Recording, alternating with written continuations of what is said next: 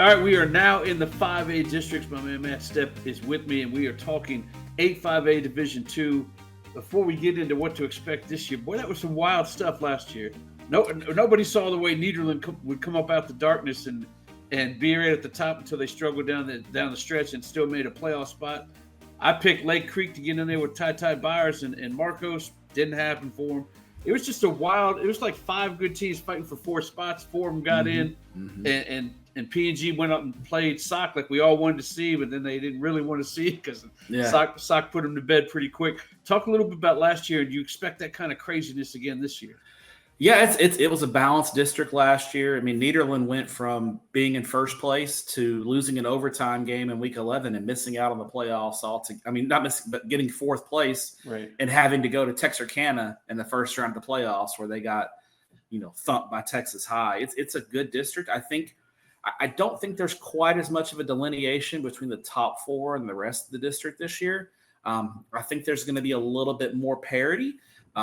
Which I think is good because I think you're going to see some more competitive games this year in 8-5A Division II. I look at the district as a whole, and I think the top two teams are still Huntsville and Port Neches Groves, but both teams have questions. P&G's got a lot of guys to replace from that crew that led them to back-to-back state championship games and a state championship in 2023. But they still have, their running back is back, Tyson Henry, who had a great sophomore year. He's an impressive prospect. They're going to be big up front. And they've got Connor Bailey back for a third year at the quarterback spot. So P&G is going to be right there in the mix. But I really like this Huntsville team going in to 2025. They do have a new coach, and so there is a question there. Todd Mavis comes over to Huntsville after a stint there at Lockhart, but he really did some good things when he was out at Adeline Cooper. He's got some dudes to work with, obviously. Running back Trayshawn Brown is back for his senior year. He's a player, and then Zay Adolph, the freshman sensation at quarterback last year, is now going to be a year older. So Huntsville's got a lot to work with. I think Huntsville right now, I would put them as the favorite with P&G at number 2. After that, I like Montgomery.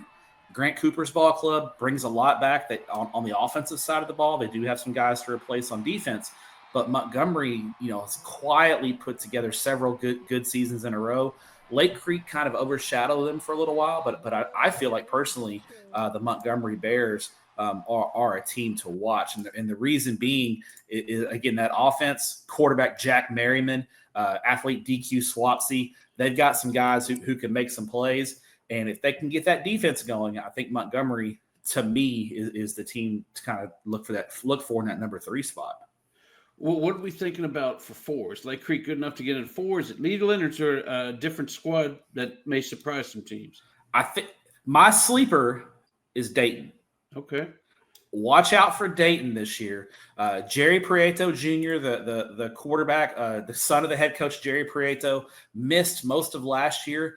Him and their athlete, Denham Foster, were out most of last year, and it kind of hurt Dayton in their first year under Coach Prieto. But if you know Coach Prieto, he's gotten it done. He took Crosby to a state championship game.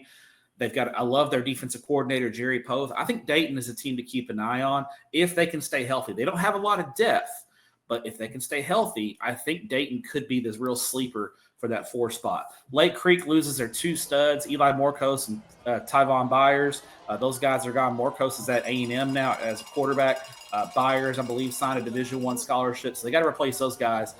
Those are big losses, but they could be better across the board. So I think Lake Creek's going to be in the mix. I think Nederland, they lost a lot. Scott Rich in his first year coming over from Katy did a great job with them. Hubert Thomas, their graduated running back, was a really special talent, but Nederland graduated pretty heavy. They were a very senior-heavy ball club, so they've got a lot of questions. I believe they only have 4 starters on offense and 3 on defense back. So got some questions about Nederland. And if you're looking for a real deep sleeper, I could see New Caney West Fork being much improved this year. They bring back every player from last year. They took their lumps in their first year as a varsity program last year. They had no seniors. They bring all 22 starters back. I believe it's 45 total Letterman returning from last year's team. 41, excuse me. But I think the Gators, could be a team if things break right, could sneak in and be in that playoff mix, but I do expect them to be much improved. So I think that middle of the district is much closer to the top, and I think it's a very jumbled up middle.